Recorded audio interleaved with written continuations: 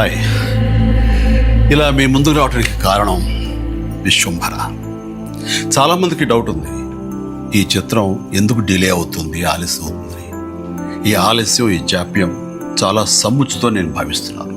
ఎందుకంటే ఈ చిత్రం సెకండ్ హాఫ్ మొత్తం విఎఫ్ఎక్స్ అండ్ గ్రాఫిక్స్ మీద ఆధారపడి ఉంది.